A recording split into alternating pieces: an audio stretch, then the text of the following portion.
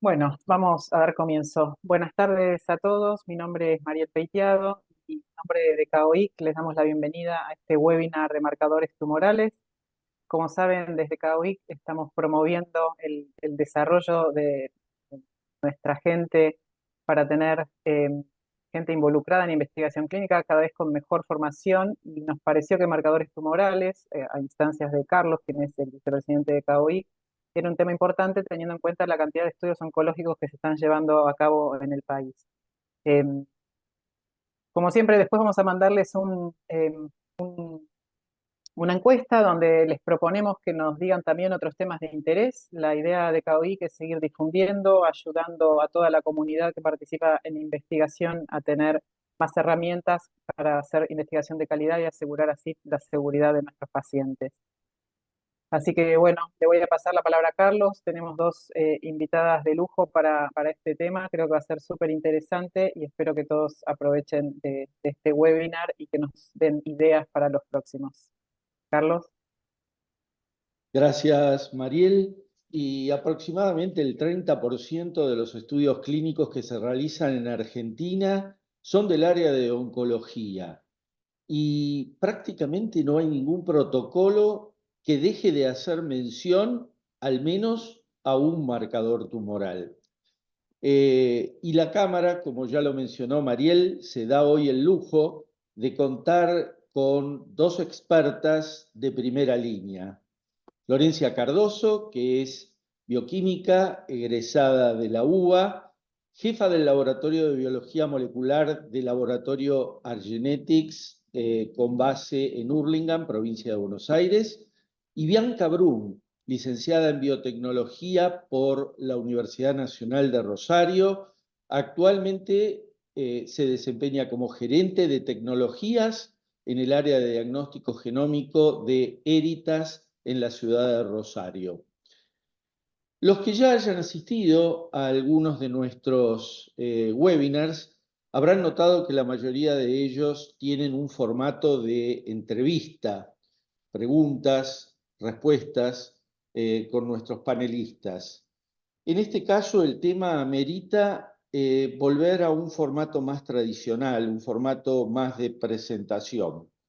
Pero no vamos a dejar de hacernos en este momento algunas preguntas, ¿no? Y, por ejemplo, podemos preguntarnos de qué hablamos cuando nos referimos a marcadores tumorales, dónde se los encuentra y qué se analiza para identificarlos, cuál es su utilidad, cuáles son los marcadores más frecuentes en los distintos tipos de tumores, cómo se manejan las muestras que nos van a llevar a esta identificación, las técnicas, los paneles, el exoma, la inmunohistoquímica. Bueno, estas y muchas otras preguntas más serán respondidas durante estas presentaciones. Y sin más, Florencia, todo tuyo. Bueno, muchas gracias por la presentación, por la convocatoria y por la confianza. Voy a empezar compartiendo mi pantalla. Les pido que me confirmen si sale correctamente.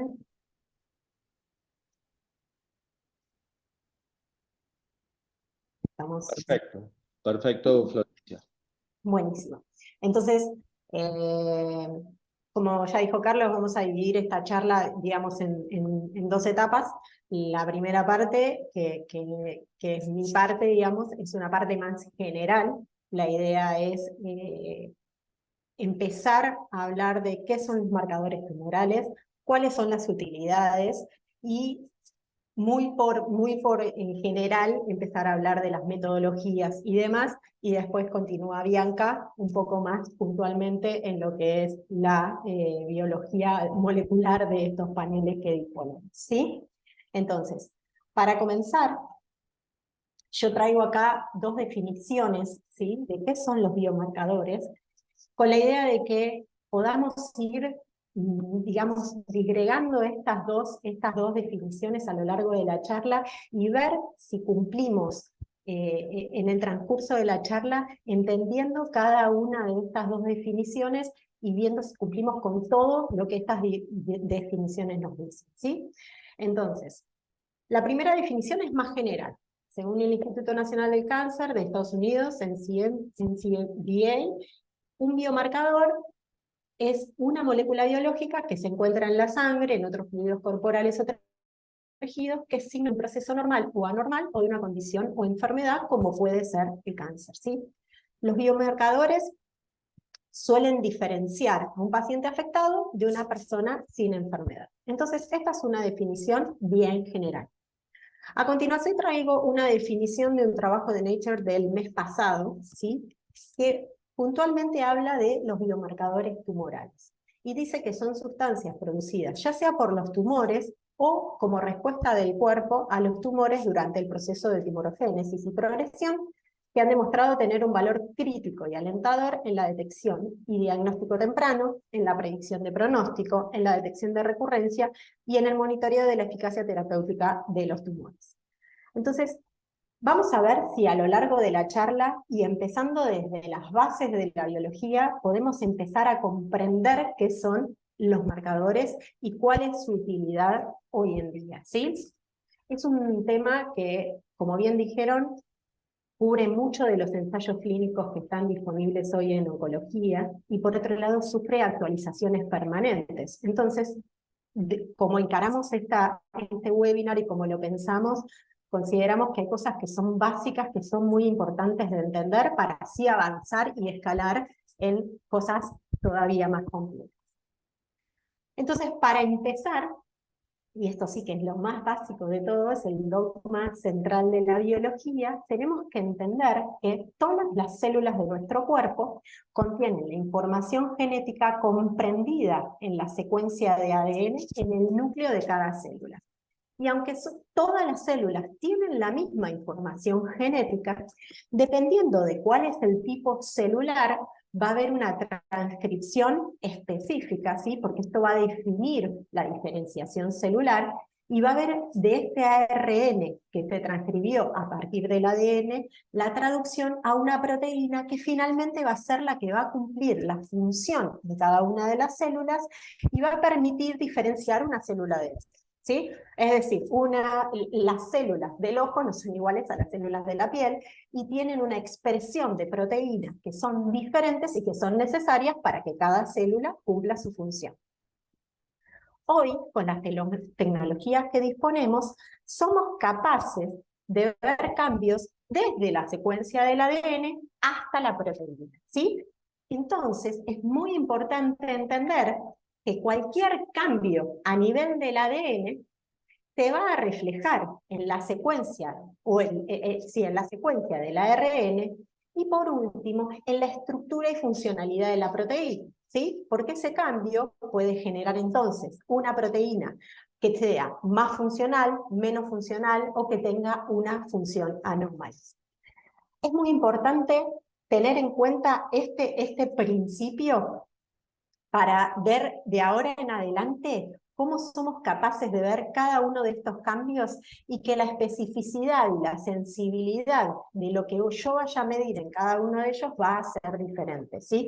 En eso de la charla va a involucrarse un poco más Bianca, pero es muy importante entender que va a ser diferente medir un cambio a nivel del ADN que dosar una cantidad de proteína circular. Otra cosa súper importante de entender es que el ciclo celular es diferente en las células normales que en las células tumorales, ¿sí? Y que hay distintos puntos de control en el ciclo celular que van a indicar que las células cumplan con todos los requerimientos necesarios para poder seguir dividiéndose.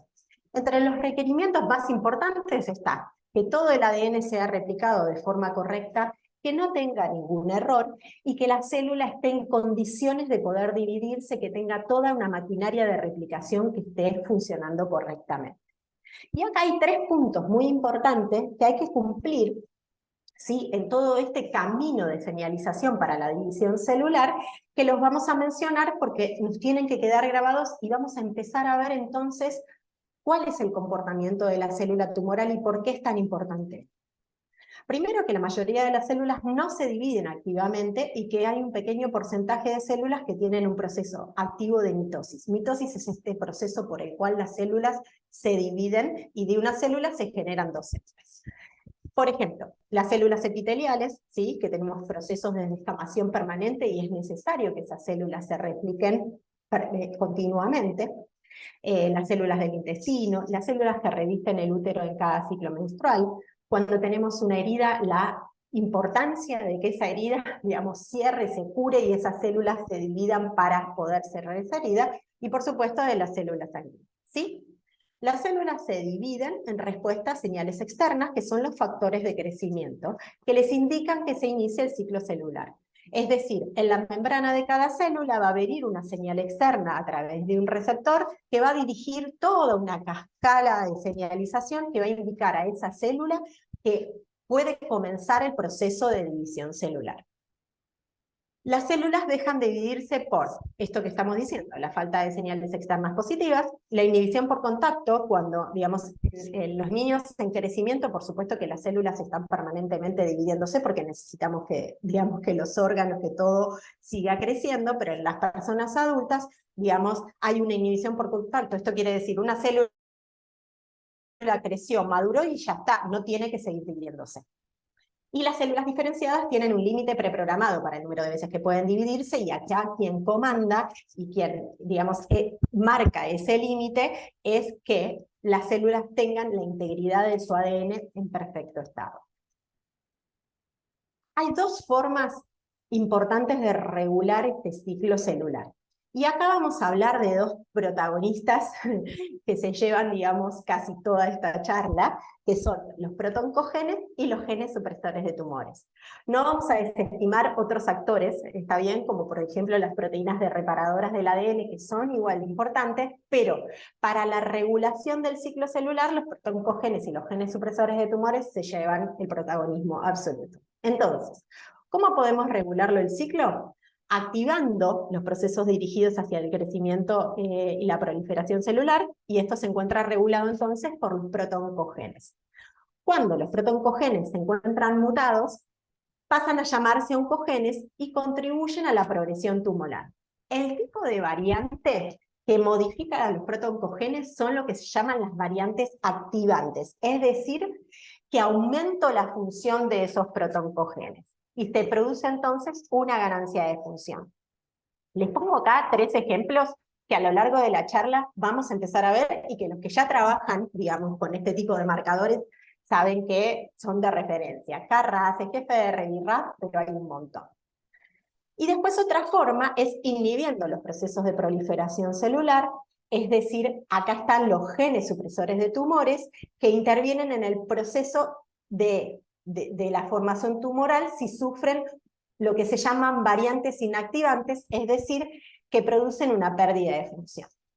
Acá menciono 3 también, TP53, BRCA1 y 2 y APC. TP53 es, digamos, súper importante, de hecho se lo llama el guardián del genoma porque en casi la mayoría de los tumores TP53 se encuentra desregulado, permitiendo entonces que esta célula empiece a dividirse sin control. Y acá puse una imagen del ciclo celular, en donde podemos ver que en un ciclo celular normal necesitamos conseguir este equilibrio entre la muerte celular y el crecimiento celular. Y que son los genes supresores de tumores y los protoncogenes quienes tienen que lograr este equilibrio. Esto en un ciclo celular normal. En un ciclo de división celular tumoral, ¿qué es lo que nos sucede? Como les dije antes, los genes supresores de tumores tienen una pérdida de función, los protoncogenes tienen una ganancia de función, entonces hay una desregulación en lo que es el ciclo celular y se empieza a formar una masa por esta división celular descontrolada. Hasta acá llegamos entonces con esto que nos tiene que quedar en la cabeza, que el origen del cáncer entonces reside en esta capacidad que adquieren las células para escapar de los mecanismos que regulan el crecimiento celular normal, llegando así a proliferar de una forma descontrolada. Es decir, la célula pierde el control, esos checkpoints que tiene para ver cómo debe seguir el ciclo celular y se divide sin ningún tipo de control. ¿Y por qué mencionamos esto? ¿Y por qué es importante llegar a esto? Porque es importante entender entonces que el cáncer es una enfermedad genética compleja y multifactorial, que no solo afecta a la célula tumoral en sí, ¿sí? Que lo que va a intentar es hacer esto, mantener la señalización proliferativa, sino que va a evadir todo lo que sean los supresores de crecimiento, va a activar la invasión y la metástasis porque lo que quiere es perpetuarse. Entonces induce la angiogénesis, no solo para alimentarse, ¿sí? Porque necesita de los nutrientes que vienen a través de la sangre, sino también porque necesita invadir, si es posible, otros tejidos, ¿sí? Habilita la inmortalidad replicativa y, por supuesto, la resistencia de muerte celular. ¿Por qué? Porque una célula que sensa que hay algo que no está correcto en su ciclo celular y que se empieza a dividir sin control, o muere por apoptosis, ¿sí? Dirige a esa célula a muerte por apoptosis, o su entorno debería dirigir que esa célula muera, ¿está bien? Ya sea por necrosis o por apoptosis. Y esto no sucede, justamente porque hay una resistencia de muerte celular. Entonces, entendiendo esto, y acordándonos de esa imagen que yo les puse de la secuencia del ADN, entendiendo que es una enfermedad genética y que va a haber un daño a nivel del ADN, vamos a ser capaces de ver cualquiera de estas moléculas, digamos, y cuando empezamos con la definición dijimos, digamos, es sensar o ver, medir el cambio en las biomoléculas. Las biomoléculas pueden ser el ADN, el ARN o las proteínas, ¿sí? Entonces estamos en esta situación que dijimos, ok, ¿para qué nos sirven hoy los biomarcadores o los marcadores en la medicina del cáncer? Y empezamos desde lo que es el estadio temprano, en donde necesitamos evaluar el riesgo, ¿sí? Y estos biomarcadores o marcadores de screening o de tamizaje, en general son poco específicos, pero ya nos dan la alerta o la pauta de que hay algo, ¿sí? Que puede llegar a ser un proceso tumoral, un cáncer.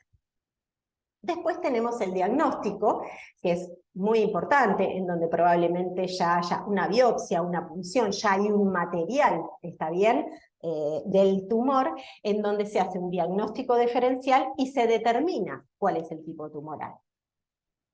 Postdiagnóstico o tratamiento, tenemos marcadores que nos van a permitir conocer cuál es el pronóstico, cuál es la predicción de la respuesta al tratamiento, el monitoreo de la respuesta o de la resistencia al tratamiento. Y post-tratamiento, el riesgo de recurrencia. Hay plataformas que ya hoy nos permiten predecir la probabilidad de la recurrencia de ese mismo tumor. Entonces vemos que vamos abarcando desde el principio hasta el final y que todavía hasta podemos hacer, digamos, una evaluación del posible riesgo de la recurrencia. Todo eso se abarca hoy con los marcadores y los biomarcadores que tenemos disponibles.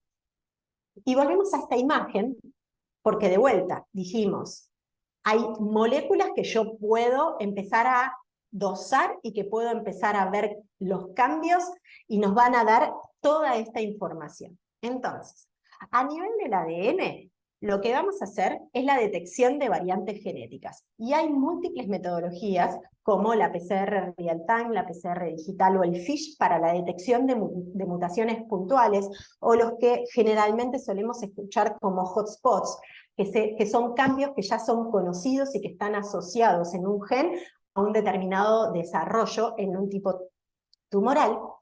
La secuenciación completa a partir de las plataformas de secuenciación masiva en paralelo o NGS, que nos va a permitir conocer el perfilado genómico del tumor, o de sus siglas en inglés, CGP, ¿sí? Vamos a poder hacer la detección de funciones a partir del ARN. Hay muchos biomarcadores, principalmente en cáncer de pulmón, que son producto de fusiones, o en todos los tumores, como por ejemplo las funciones de NTRK. Las vamos a ir mencionando y les va a empezar a sonar conocido, que se puede hacer ya, pues, que se puede determinar ya sea por secuenciación NGS o por PCR real time. Y otra utilidad muy importante a partir del ARN es conocer los perfiles de expresión que nos permiten clasificar los tumores en subtipos y conocer el riesgo de recurrencia. En Argenetics tenemos una plataforma específicamente para los tumores de mama, la plataforma se llama Prosigna, que nos permite, nos da información pronóstica determinando, en principio, cuál es el riesgo de recurrencia a 10 años, ¿sí?, en pacientes con cáncer de mama en estadio inicial, y por otro lado nos permite la subclasificación, digamos, nos permite conocer los subtipos tumorales que predicen la sensibilidad a quimioterapia en la enfermedad temprana. Entonces, contamos hoy con otras tecnologías nuevas que nos permiten conocer el perfil de expresión de los tumores. Y a nivel de la proteína, súper importantes son las inmunistoquímicas que se hacen para el diagnóstico primario de los tumores, ¿sí?, y la clasificación del tipo tumoral. Hay de inmunistoquímica, vamos a ver después un consenso de un algoritmo para los carcinomas de pulmón, pero hay inmunistoquímicas para muchas de las proteínas. Y el dosaje de estas proteínas también se puede hacer en suero, plasma, orina y líquidos de punción. En general son dosajes, por ejemplo, de PSA para la sospecha de tumores de próstata, CA para los tumores de colon. Estos marcadores en general son más inespecíficos, pero nos permiten, como les decía, hacer un screening en estos estadios tempranos. Una cosa muy importante que siempre me gusta aclarar en este punto es que cuando estudiamos el ADN de los tumores, estudiamos las variantes genéticas que se llaman somáticas, es decir, que están presentes en el tumor, son responsables de la formación del mismo y se expresan en el tumor, ¿sí? Las muestras que podemos utilizar para la evaluación de estas variantes genéticas somáticas pueden ser la biopsia tumoral, ya sea fresca o en un tejido parafina, incluida en parafina, como la imagen que tengo ahí, o puede ser también, que hoy está empezando a crecer mucho, es la biopsia líquida, es decir, el ADN circulante de los tumores que se encuentra a partir de la sangre, ¿sí?, que se extrae a partir de la sangre. Bianca va a profundizar un poco más en esta metodología. Pero ¿por qué me importa diferenciarla de lo que son las variantes genéticas germinales? Porque si yo dije que el cáncer es una enfermedad genética, todos empiezan y dicen, bueno, entonces si yo tuve, puede que lo transmita a mi descendencia. Aunque muchas veces a partir de estos estudios somáticos podemos predecir o tener una sospecha de que haya una variante que puede ser germinal. ¿Y cuáles son las variantes germinales? Las que están presentes en todas las células del organismo, incluidas las gametas, y que por lo tanto son factibles de que se hayan sido heredadas y que se transmitan a la descendencia, ¿sí? Para estos estudios utilizamos otro tipo de muestras, que pueden ser sangre, hisopado de la mucosa bucal, saliva. Entonces, quiero que esto quede claro y que son dos estudios completamente diferentes y que aunque un estudio de variantes genéticas en el tejido tumoral puede dar la sospecha de que podría tratarse de una variante germinal, siempre hay que hacer un estudio germinal para definir que de verdad esa variante tiene un origen germinal. ¿Está bien? Esto es muy importante porque los estudios son solicitados por profesionales diferentes. En general, el estudio de un perfilado genómico o un estudio de variantes genéticas lo solicita el oncólogo, el médico tratante, y los estudios germinales ya por ahí lo indica un médico clínico. ¿Está bien? Entonces es muy importante hacer esta diferenciación y siempre tener esa información y ese trabajo en equipo para saber cómo guiar al paciente y qué tipo de asesoramiento tiene que recibir. Entonces, y para donde vamos a dirigir la charla, porque es donde más experiencia tenemos, porque no somos patólogos, trabajamos en biología molecular, la incorporación de nuevas tecnologías ha permitido entonces hacer esto que conocemos como el perfilado genómico, ¿sí? El Comprehensive Cancer Profiling. Entonces, en lo que antes veíamos a todos los pacientes con un mismo tipo de tumor y todos se trataban de igual manera, empezamos con el perfilado molecular que tenemos desde FISH, una inmunistoquímica, esta es una secuencia de Sanger, o mismo la secuenciación masiva en paralelo o NGS, nos permitió empezar a ver que teníamos marcadores que son pronósticos, marcadores predictivos de sensibilidad o resistencia a un fármaco, marcadores predictivos de efectos adversos, y nos empezó entonces a permitir tratar a cada uno de los pacientes con el fármaco indicado, haciendo un tratamiento ya personalizado. Y no quería dejar de mencionar estos biomarcadores que se conocen como pan-cáncer, que la verdad es que sufre actualizaciones hasta ayer, porque se van descubriendo cada vez más este tipo de biomarcadores, en donde se rompió con lo que antes se pensaba, que todos los pacientes con un mismo tipo de tumor debían ser tratados de una manera determinada, ¿sí? Y se empezó a ver que cuando se les hacían estas pruebas diagnósticas y se encontraba de estos biomarcadores, se empezó a tratar a pacientes con una misma alteración genómica, aún con diferentes tipos de tumor. ¿Está bien? Entonces, acá traje una imagen que está medio difícil de ver, perdón, pero es un trabajo en donde están los que conocemos hoy como los 3 biomarcadores agnósticos más importantes. Ya hay más, ¿está bien? Pero son las fusiones de TRAC, la inestabilidad de microsatélites y el TMB, en donde vemos en la línea del tiempo qué importante son los estudios clínicos para empezar a conocer cuál es el posible biomarcador, empezar a probar en esos ensayos clínicos cómo es la respuesta de los pacientes con diferentes tratamientos, hasta conseguir aprobaciones. En este caso, obviamente es un trabajo de Estados Unidos, y habla de las aprobaciones por FDA, pero después también la aprobación local de las diferentes medicaciones.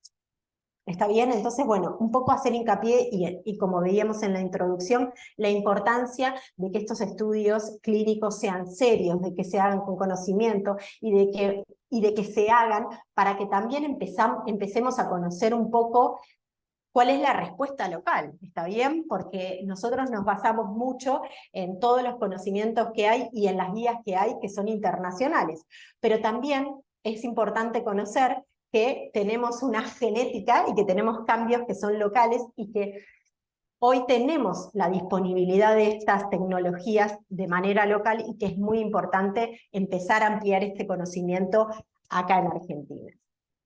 Entonces, llegamos a todo esto y me dicen, bueno, ok, perfecto, un poco lo que decía Carlos.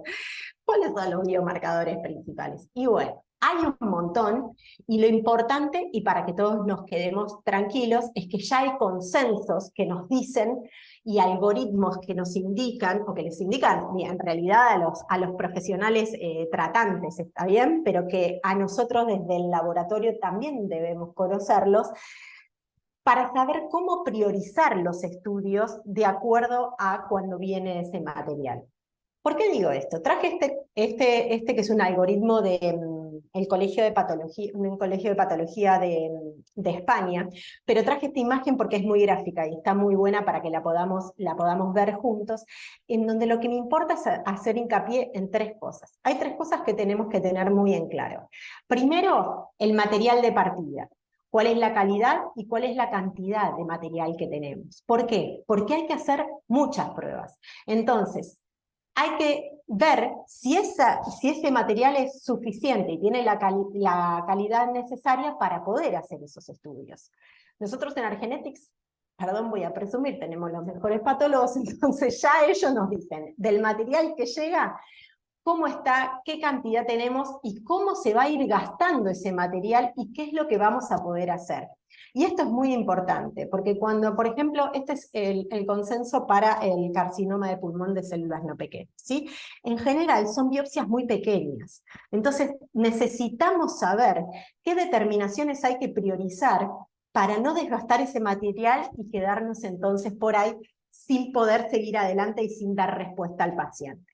Entonces, siempre, por supuesto, hay una primera instancia diagnóstica en donde la inmunistoquímica, acá debajo ven por uno, es la cantidad de slides que se necesitan para hacer estas determinaciones, ¿sí?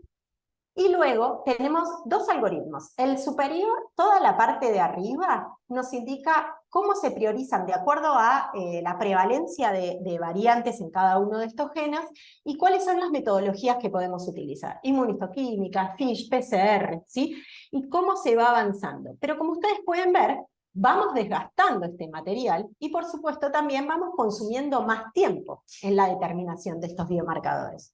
Y al final de cuentas, si todo da negativo, vamos a terminar en una extracción de ácidos nucleicos y en un perfilado genómico por NGS. En la línea de abajo, vemos que vamos a consumir menos material, ¿sí? Y que si tenemos disponible una plataforma, podríamos avanzar directamente después de la expresión de PDL1 por inmunistoquímica, que sigue siendo la metodología de referencia, o sea, eso también es muy importante conocerlo, que hay metodologías que todavía no se reemplazan y que siguen siendo imprescindibles, podríamos avanzar a un estudio por NGS. Entonces, como les decía, hay tres cosas muy importantes para conocer: la cantidad de material, la calidad del mismo, la disponibilidad de las tecnologías y, por último, pero no menos importante, casi que lo pondría al principio, es la cuestión económica, ¿sí? Hay estudios, como por ejemplo los estudios de perfilado a través de NGS, que son costosos. Pero bueno, hay un curso, ensayos clínicos, en donde si el paciente cumple con esos requerimientos, podría disponer o podría tener la posibilidad de acceder a este tipo de estudios.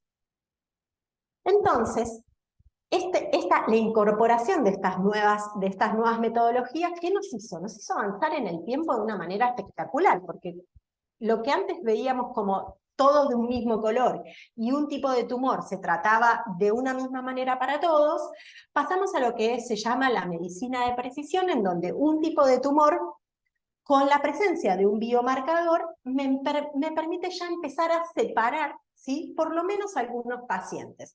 Entonces, aunque no tenga acceso al último paso, que es un perfilado molecular y el tratamiento puntual y personalizado de ese paciente, ya conociendo algunos biomarcadores, tengo una guía de cómo puede ser tratado ese paciente, ¿sí? Y empezar a separar entonces de este conjunto enorme de un tipo de tumor y todos el mismo tratamiento, un tratamiento más personalizado.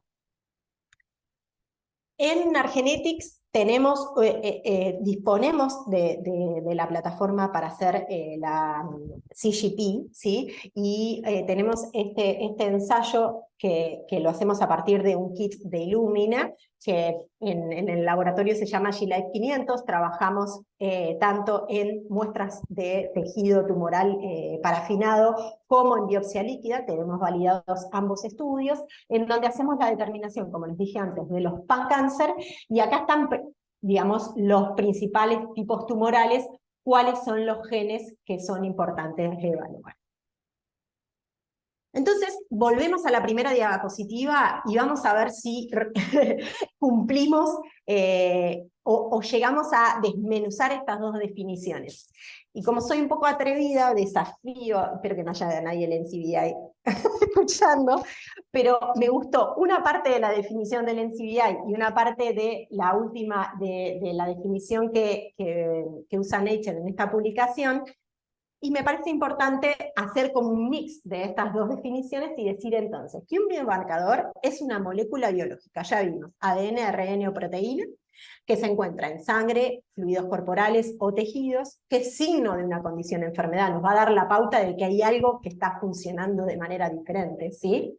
Y que el análisis de los mismos ha demostrado tener un valor crítico y alentador en la detección, el diagnóstico temprano, la predicción de pronóstico, la detección de recurrencia y el monitoreo de la eficacia terapéutica de los tumores. Entonces, me parece que esta primera charla nos da una buena introducción nos da las herramientas para poder seguir avanzando en el resto de la charla, y que cuando se nos presenta alguna, digamos, duda o algo, siempre hay que volver como un poco a lo básico y entender por qué y cómo se forman, digamos, los tumores o la biología de los tumores. Así que hasta acá llegué yo, muchas gracias, voy a dejar para que Bianca pueda seguir. Gracias, Florencia, fantástico, y hemos resuelto buena parte de las preguntas, y estamos ahí ansiosos por seguir respondiendo preguntas con Bianca. Perfecto. Bueno, ¿se ve bien? Sí, muy bien, Bianca. Perfecto, Bianca. Perfecto, bueno. Bueno, agradezco también la invitación. No quiero cortar mucho ya que estamos con la presentación de Florencia bien fresquita para seguir adelante, pero muy feliz también de poder participar de estos eventos de educación.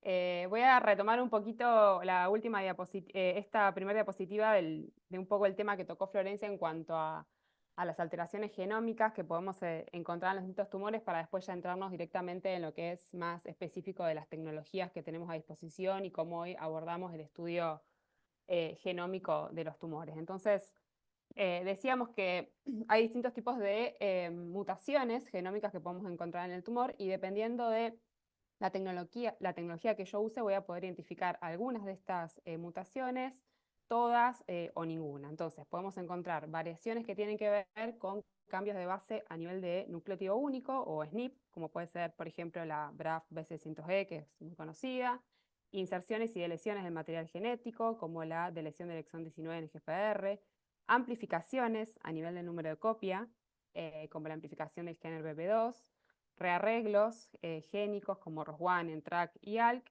y además también aquellos marcadores como TMB y MSI que se conocen como firmas genómicas que no dependen de una única mutación, sino que son un conjunto de mutaciones las que confieren este fenotipo al paciente y después, digamos, son indicativos del uso de terapias específicas. Entonces, dependiendo del abordaje, de la tecnología que yo utilice, voy a poder estudiar o una mutación, un par de ellas o todas, como bien explicó Florencia. No voy a entrar mucho más en detalle en esto porque me parece que quedó súper claro. Lo que más se ha utilizado en la práctica clínica hasta el momento es, sobre todo en países como el nuestro, donde todavía el acceso a la tecnología era bastante limitado, son las determinaciones de marcador único o Single Marker Molecular Test, en el que lo que voy a hacer es determinar la presencia o ausencia de un único biomarcador. Normalmente las técnicas que utilizamos para esto son PCR real time o incluso digital PCR, que también van a un único marcador o a un par de marcadores con un poco de mayor sensibilidad que la PCR real time. Después están los paneles multigene hotspots, donde podemos encontrar un conjunto de biomarcadores, generalmente se diseñan en regiones hotspots, no toda la región codificante del gen, sino las regiones que son más frecuentemente mutadas, y normalmente están diseñados por tipo de patología, o sea, vamos a encontrar un panel para pulmón, un panel para mama ovario, un panel para colon, etc. Y después ya tenemos lo que es el CGP, que vamos a barrer un gran número de genes y de mutaciones, o sea, todos los tipos de mutaciones que les mencioné recién. Y acá estamos hablando de paneles que pueden ir alrededor de los 300, 400 a 500 genes. Y para eso sí necesitamos técnicas de secuenciación masiva como NGS.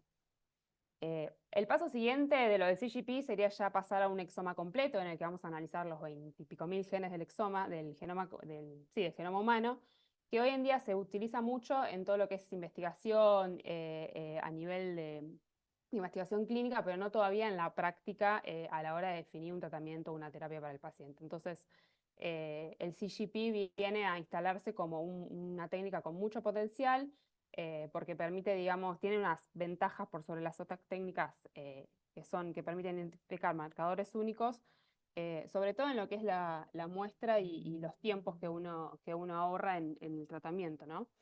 Entonces, los principales beneficios del CGP frente a las otras determinaciones son que permite detectar todos los biomarcadores en el único ensayo, inclusive las signature genomic como TMB, MSI o HRD. Permite ahorrar la muestra del tiempo, tal como lo explicó perfectamente Flor.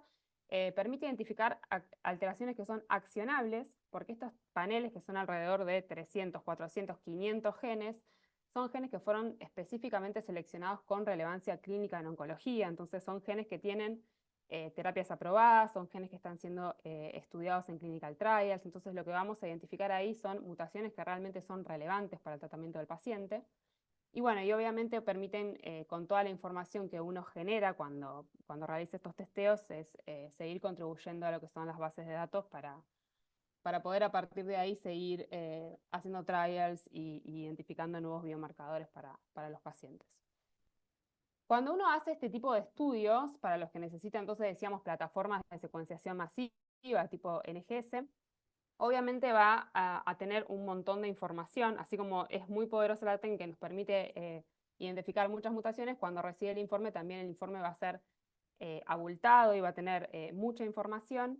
Y lo importante es saber interpretar estos informes y tomar de los informes la información que es la más relevante para la clínica y para el tratamiento del paciente, que suele encontrarse en la primera página o en las primeras 1 o 2 páginas. Esta es una carilla de un informe típico de una plataforma que es muy conocida como Foundation One, que ofrece para testeo en tejido y en biopsia líquida por NGS.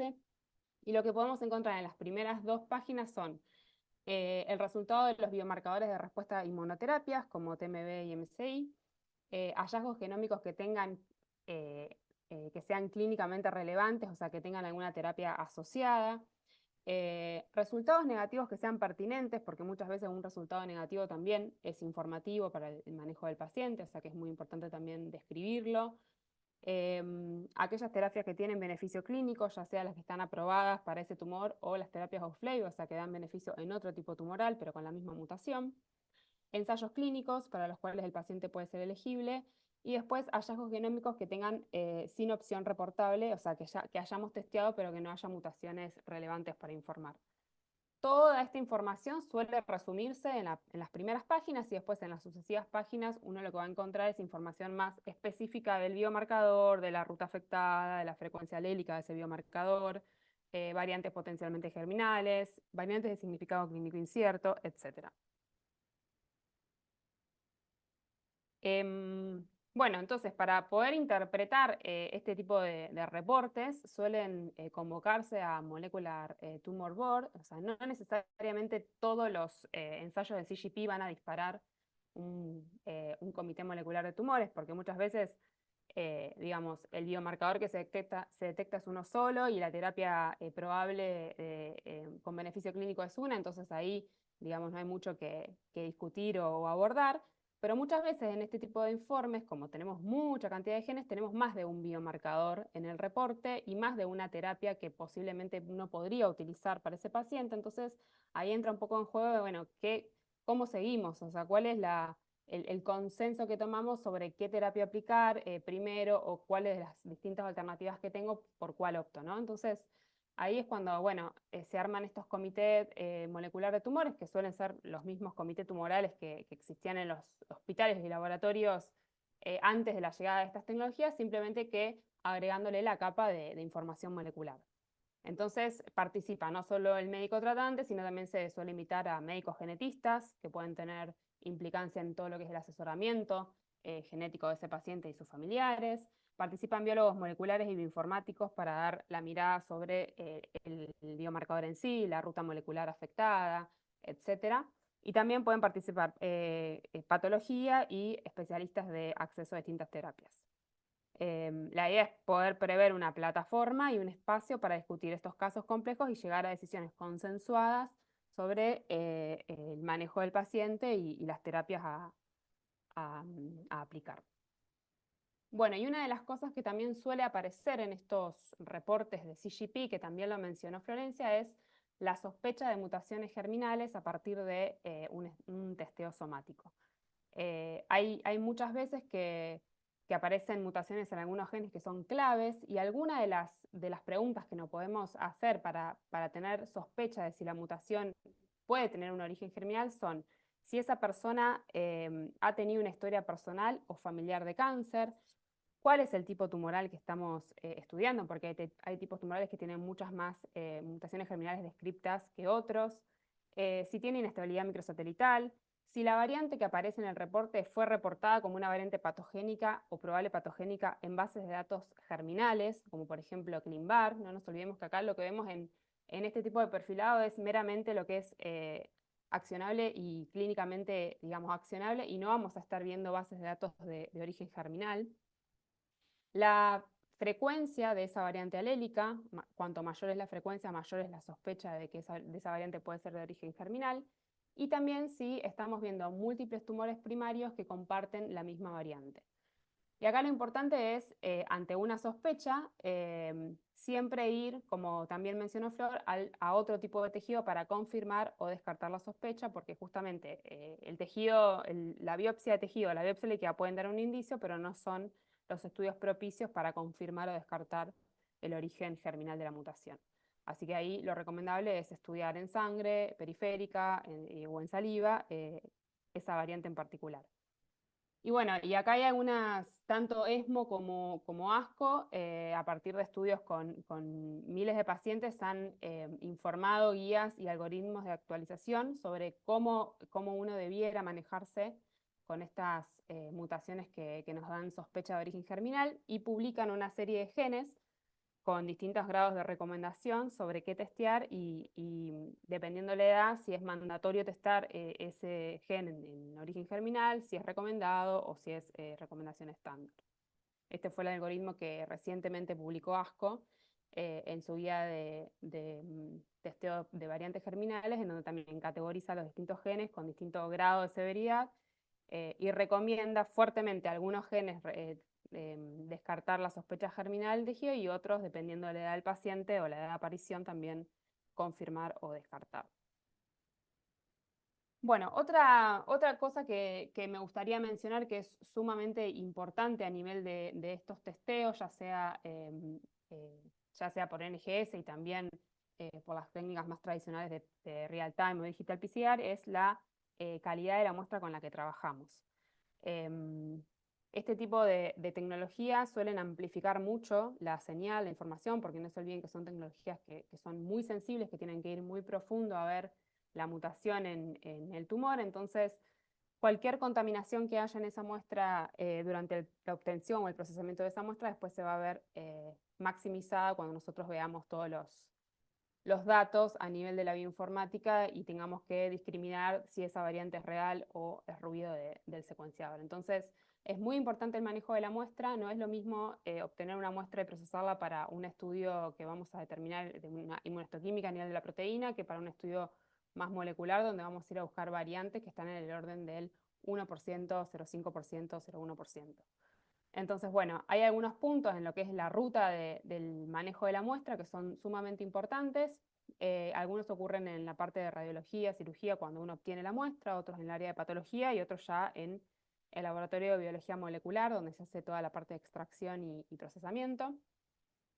En lo que es radiología y cirugía, un punto importante es la isquemia fría, que es el tiempo que se pasa desde que se remueve, se toma la muestra, hasta que se fija en un tejido. Ese tiempo tiene que ser breve, tiene que ser lo más rápido posible para que el tejido no siga necrosándose, y lo importante es documentar ese tiempo, que tengamos una idea de cuánto tiempo pasó desde que se obtuvo la muestra hasta que se fijó. Lo recomendable son menor a 1 hora o ideal 15 minutos. Después el buffer de fijación tiene que ser un buffer neutro al 10%, que también el tiempo de fijación lo ideal es entre 6 y 72 horas, y la relación del formol versus la pieza donde yo lo voy a incluir tiene que ser 10:1. En cuanto a lo que es el procesamiento en patología, lo que es inclusión en parafina y los cortes histológicos, también tener mucho control de todas lo que es contaminaciones a nivel de los alcoholes que se utilizan, silenos y los bisturíes que estén, digamos que uno pueda usar bisturíes limpios y nuevos cada vez que procesa muestra y no estar intercambiando entre distintas muestras. Y después ya lo que es la extracción de DNA y RNA, bueno, se chequea no solo cantidad de ADN, sino calidad. Acá se suele usar qPCR para estimar la calidad de ese material, porque uno mira digamos, cuán amplificable es ese material. Entonces, no solo depende que tenga cantidad para procesar, sino que la cantidad que tenga sea de calidad y no sea todo un ADN que esté crosslinkeado, fragmentado, que después no voy a poder generar una biblioteca y entrar al secuenciador de NGS. Entonces, acá sí, muy importante no olvidar que si pongo basura, saco basura. Si pongo material bueno, lo más probable es que los resultados sean buenos. Después otro punto débil de la biopsia de tejido, que hoy sigue siendo el estándar en lo que es el diagnóstico, pero bueno, tiene algunos puntos débiles a la hora después de tener el resultado molecular, es la heterogeneidad que presenta, no solo entre pacientes y dentro del mismo paciente, sino dentro del mismo porción tumoral que yo voy a estudiar. O sea, acá está ejemplificado que dependiendo de la porción que yo tome en esta foto, por ejemplo, puedo tomar una porción de células rosas, no voy a haber representado el mismo clon que si estudio una porción de las células celestes. O sea, seguramente tengan distintas mutaciones, distintos clones que estén liderando la proliferación celular ahí, entonces es muy dependiente de la biopsia que yo tome y de la porción de la biopsia que elija para extraer el material y secuenciar.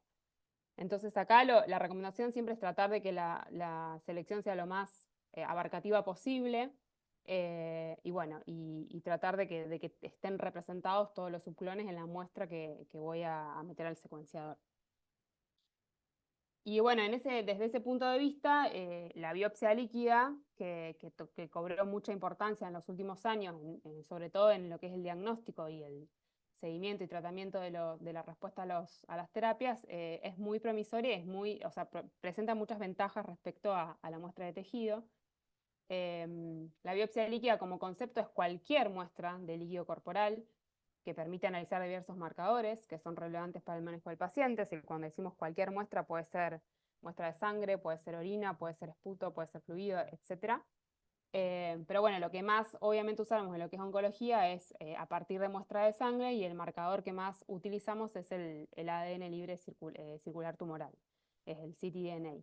Hay otros, hay proteínas, hay RNAs, hay CTCs, etcétera, pero el que más se utiliza en la práctica clínica por la cantidad de información y de trials y de datos robustos que hay respecto de ese es el ctDNA.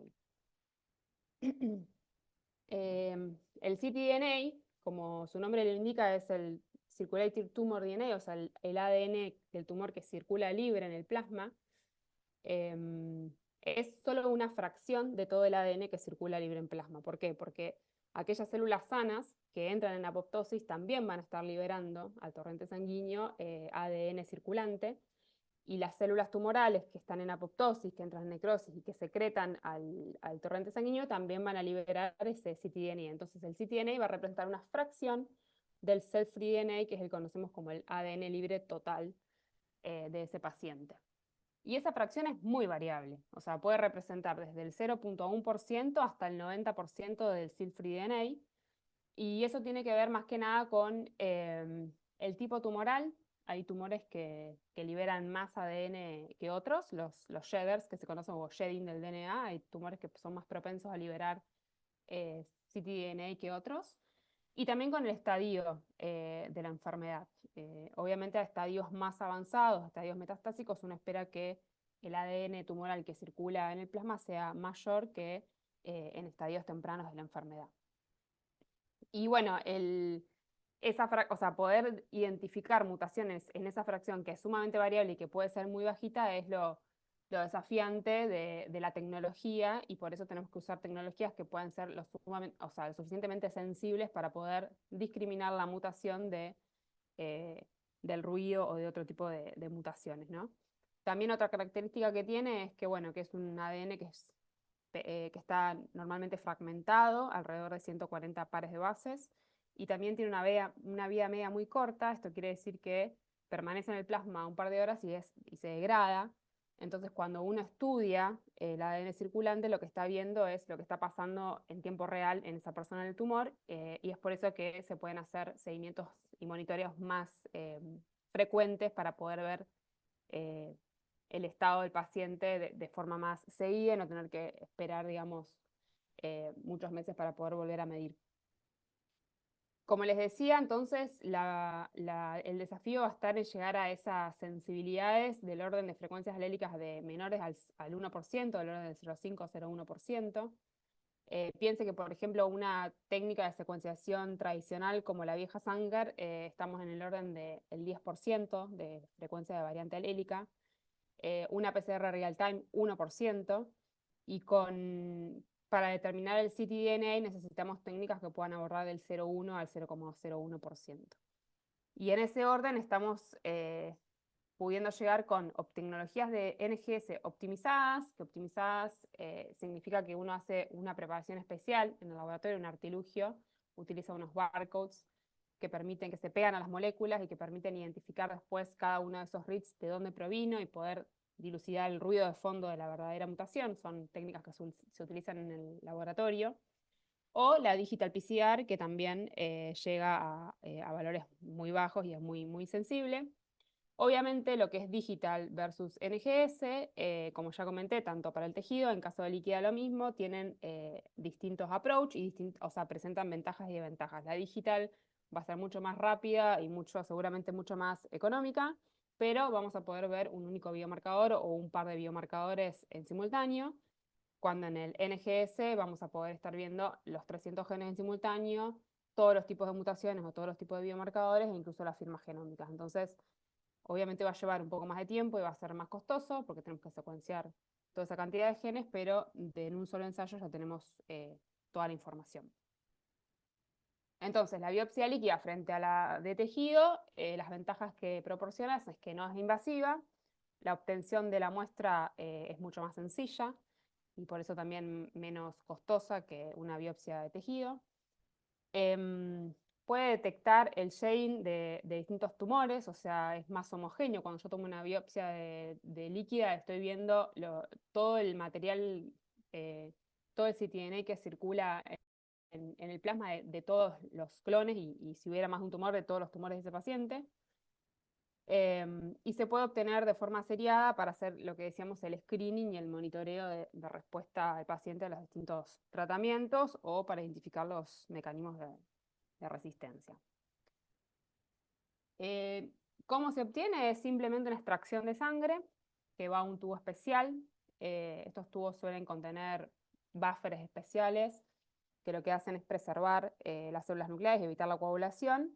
Y esto permite que ese tubo pueda almacenarse a temperatura ambiente y transportarse durante 14 días aproximadamente a temperaturas que van desde los 6 hasta los 37 grados. Normalmente uno recomienda transportarlo a temperatura ambiente. Y una vez que llega al laboratorio se separa el plasma por centrifugación y después del plasma uno hace la extracción del material genético, sea DNA, RNA o ambos a la vez, y se puede almacenar el plasma a -80. Bueno, decíamos que es sumamente sensible la biopsia líquida, pero también, como toda técnica, tiene algunas tasas de error y algunas posibilidades de encontrar falsos positivos o falsos negativos cuando la utilizamos. ¿Cuáles son las principales fuentes o posibilidades de falsos negativos en una biopsia líquida? Justamente la insuficiencia del ctDNA en plasma, o sea, que sea un tumor que libere muy poca cantidad y que nos estemos perdiendo, digamos, de terminar el biomarcador justamente porque no, digamos, la cantidad que estamos midiendo es muy bajita, muy poco material. Y los falsos positivos es que esa muestra esté contaminada, o sea, con variantes a nivel de la línea germinal, porque hubo lisis celular de las células de la sangre, o por hematopoiesis clonal, que también suele ser una fuente de contaminación y nos puede dar un resultado de origen falso positivo. También puede pasar que haya discordancia entre lo que encontramos en el tejido y en la biopsia líquida, cuando suele pasar mucho tiempo desde que tomamos, digamos, de que se hizo la biopsia tejido original diagnóstico y lo evaluamos al paciente en la biopsia líquida mucho tiempo después. Obviamente ahí seguramente haya discordancia entre los resultados. Y bueno, y por lo que decíamos antes de la heterogeneidad tumoral, que seguramente lo que estamos viendo en el tumor es una porción y lo que estamos viendo en la biopsia líquida tenemos el total, entonces haya discrepancia ahí de resultados. Bueno, hoy, o sea, ¿para qué se está usando la biopsia líquida en la práctica clínica? Se está usando al momento del diagnóstico, junto a lo que es la biopsia de tejido, como gold standard, en companion con el tejido, o cuando el tejido no está disponible o no es suficiente o está degradado, se puede usar la biopsia líquida para diagnosticar y seleccionar la terapia, y después, sobre todo en lo que es enfermedad avanzada, para monitorear respuesta al tratamiento y evaluar resistencia y relapso molecular ante un tratamiento. Y lo que es más importante es que la biopsia líquida nos permite predecir anticipadamente, varias semanas antes, lo que podríamos ver con una imagen, porque como uno puede seguir al paciente con distintas biopsias más seguidos, uno puede ver cómo esos biomarcadores que está siguiendo empiezan a aumentar o disminuir su frecuencia alélica y puede adelantarse a lo que sería una imagen o un PET, que lo podemos hacer, digamos, con una ventana de tiempo mayor. Así que bueno, es muy utilizada hoy en día en la práctica clínica. Que esto es un algoritmo que propone una de las compañías que ofrece el testeo, que es Foundation One, que bueno, que ante un paciente con un tumor sólido, si hay factibilidad de estudiar el tejido, la idea es hacer primero un estudio de NGS en el tejido, si se puede elegir el tratamiento, comenzar el tratamiento, y después si hay sospecha de progresión de la enfermedad, ahí sí evaluarlo con una biopsia líquida. Si el tejido es insuficiente para el análisis, ir a la biopsia líquida, y si el paciente directamente no presenta biopsia de tejido o no es factible tomarla, hacer un análisis de biopsia líquida. Entonces, al momento del diagnóstico se puede usar en companion con el tejido o sola, y después para monitorear la respuesta al tratamiento, como decíamos antes. Bueno, y por último quería hacer un poquito de hincapié muy, muy breve sobre estas firmas genómicas que también suelen aparecer en estos reportes de perfilado genómico, que justamente son el resultado, no son el resultado de una única mutación o un biomarcador target, sino que es el resultado de un conjunto de mutaciones que se dan a lo largo de todo el genoma del tumor. O sea, no vamos a ver una mutación en un gen conductor, sino que vamos a ver un conjunto de mutaciones. Y esas firmas son hoy la inestabilidad microsatelital, el tumor mutation burden y el déficit de recombinación homóloga. El TMB y el MSI son además dos biomarcadores, además de ser firmas genómicas, son dos biomarcadores que son agnósticos de la histología tumoral, esto quiere decir que tienen la aprobación del uso de la terapia, cualquiera sea la histología del tumor. Y son indicativos del uso de inmunoterapias. ¿Por qué? Porque actúan a nivel de los puntos de control de la respuesta inmunitaria. Ustedes saben que la célula tumoral, como explicó Florencia, va a presentar mutaciones. Esas mutaciones se van a traducir a antígenos, van a expresar en la proteína, digamos, en la superficie, perdón, proteínas que van a ser reconocidas por el sistema inmunitario. Y van a, digamos, a atacar a ese tumor. Hay puntos de control de ese reconocimiento del sistema inmunitario, como son la unión PD1 y PDL1 con el ligando, que controlan justamente la respuesta inmunitaria a la célula tumoral. Entonces, las inmunoterapias lo que hacen es actuar a nivel de estos checkpoints o puntos de control, inhibiendo ese punto de control y permitiendo que la respuesta inmunitaria ocurra. Cuando la célula tiene un TMB alto, o sea, un tumor mutational burden alto, esto significa que esa célula acumuló muchas mutaciones a lo largo del genoma. Esas mutaciones se miden en cantidad de mutaciones por megabase, y esa célula que acumula muchas mutaciones es una célula que va a presentar péptidos antigénicos, va a generar proteínas de superficie que van a ser reconocidas por el sistema inmunológico. Entonces, una célula que tiene un TMB alto, tiene una carga mutacional alta, es un tumor, una célula tumoral que es un buen candidato para recibir un tratamiento con inmunoterapia anti-PD1. Acá hay mucha discusión sobre cuál es el punto de corte, o sea, qué significa TMB alto, TMB bajo. Todavía hay bastante trabajo por delante que hacer en TMB, sobre todo para lo que es estandarizar las distintas técnicas y tecnologías de cómo lo miden a este biomarcador. Hoy por hoy, en el test de Foundation, el corte está puesto en 10 megabases, en 10 mutaciones por megabases, pero bueno, falta mucho trabajo para estandarizar y no solo la forma de calcularlo, sino la forma también de reportarlo. Pero hoy tiene una terapia aprobada. Y la inestabilidad microsatelital, de la misma manera, ustedes saben que hay microsatélites representados a lo largo de todo el genoma.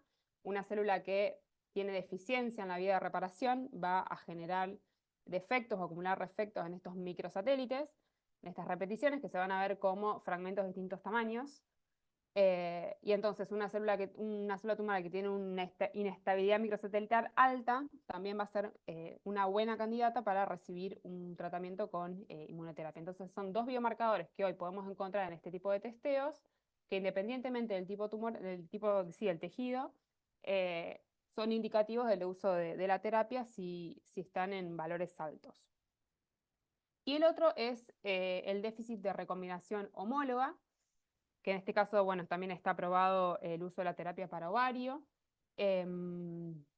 cuando una célula, la célula tiene distintas vías de reparación del daño molecular. Una de ellas es la vía de HRR o vía de reparación por recombinación homóloga. Y cuando esa vía está dañada, tenemos dañada o mutada alguna de las proteínas de la vía, se activan otras vías de reparación que ayudan a esta vía, digamos, pero que son mucho más propensas a cometer errores porque son vías menos fieles, vías más rápidas. Entonces, la célula que tiene la vía de recombinación homóloga, digamos, afectada, es una célula propensa a acumular mutaciones y a generar ciertas inestabilidades genómicas que se pueden medir por distintos fenotipos. Uno de ellos es la pérdida de heterocigosidad, o sea, en un alelo, en vez de tener los dos alelos, tengo un alelo, el imbalance alélico telomérico o las transiciones a gran escala. Entonces, el fenotipo HRD, que se llama déficit de la vía de recombinación homóloga, lo vamos a tener ya sea por tener mutada la vía, por tener, digamos, los principales genes de la vía mutada, que son los genes BRCA, o sea, los BRCA mutados, otros genes de la vía de reparación que puedan estar mutados, o esta inestabilidad genómica que se va a medir como resultado de pérdida de heterocigosidad, imbalance alélico telomérico y transiciones a gran escala. Cualquiera de estas combinaciones, ya sea BRCA mutado, inestabilidad alta, BRCA mutado, inestabilidad baja, o BRCA wild type, inestabilidad alta, me van a dar un fenotipo HRD positivo. Ese tumor HRD positivo también es indicativo para el uso de las terapias inhibidores de PARP. Si el fenotipo del tumor es HRD negativo, no se puede administrar la terapia, y eso quiere decir que tiene los BRCA wild type y no presenta la inestabilidad genómica. Acá también hay distintos proveedores de este marcador. Algunos de ellos utilizan todas las mediciones, o sea, miden LOH, TAI, LCT, otros miden solamente LOH, otros solo miden estatus BRCA, pero bueno, lo importante es siempre ver las validaciones que haya de cada una de las posibles ofertas o soluciones comerciales para ver en dónde estuvieron hechas las aprobaciones y en caso de usar otra solución que no esté aprobada, cuál es la correlación con el método estándar sobre el cual fue validada la técnica. Bueno, y para ir cerrando, porque ya estamos medio pasados, como ya vieron, hay una gran cantidad de biomarcadores que uno puede hoy identificar con estas tecnologías, ya sea los que van a terapias target, como aquellos que empiezan a aparecer ahora, que son estos biomarcadores agnósticos de la histología tumoral. Hay cada vez más. Esta es una curva que predice la cantidad o que proyecta la cantidad de aprobaciones para tumores agnósticos. O sea, hay una gran cantidad de biomarcadores en estudio y que van seguramente a surgir y a empezar a ser aprobados con sus terapias. Y esto cambia bastante el paradigma de cómo se diseñaban los clinical trials hasta el momento. O sea, hasta el momento metíamos un mismo tipo de cáncer con distintas mutaciones en lo que era el typical trial umbrella, y hoy estamos metiendo distintos tipos tumorales, o sea, como todo en la bolsa, el basket trial, distintos tipos de tumores, todos comparten la misma mutación genética y las terapias van más dirigidas a la mutación en particular o al biomarcador en particular, como también ya describió Flor. En definitiva, esto lo que está haciendo y que está provocando es que haya un incremento en el número de biomarcadores a testear, un incremento en el número de terapias y clinical trials que se empiezan a probar y a ensayar, y mayor testeo, ¿no? Porque como tenemos más biomarcadores y más terapias, tenemos que testear más y tenemos que ser capaces de poder abordar mayor cantidad de biomarcadores en cada uno de los testeos y los diagnósticos que ofrecemos. Todo esto se traduce en una potencial mejora en el outcome de los pacientes, y además seguimos contribuyendo a las bases de datos, que son muy importantes. O sea, muchas veces uno dice, ¿por qué voy a testar 300 genes y necesito uno? Bueno, toda la información que uno genera al testear, en la medida que es posible, obviamente, contribuye a que después toda esa información pueda disgregarse y a partir de ahí proyectar nuevos trials, nuevas terapias y nuevos biomarcadores para seguir contribuyendo a todo lo que es la investigación en oncología. Así que bueno, con esta termino. Muchas gracias y espero que haya sido claro y que lo hayan aprovechado. No, muy claro, Bianca, excelente. Y bueno, no me resta más que agradecer a Bianca, a Florencia por su excelente participación. Un agradecimiento especial a Martín Vázquez, que es el fundador y jefe científico de Eritas, que nos permitió acceder a Bianca, y de recordarle a toda la audiencia, además de agradecerle, que este webinar va a quedar colgado en el canal de YouTube de CAUIC. Así que una muy buena tarde para todos y será hasta el próximo webinar. Chao, gracias. Gracias.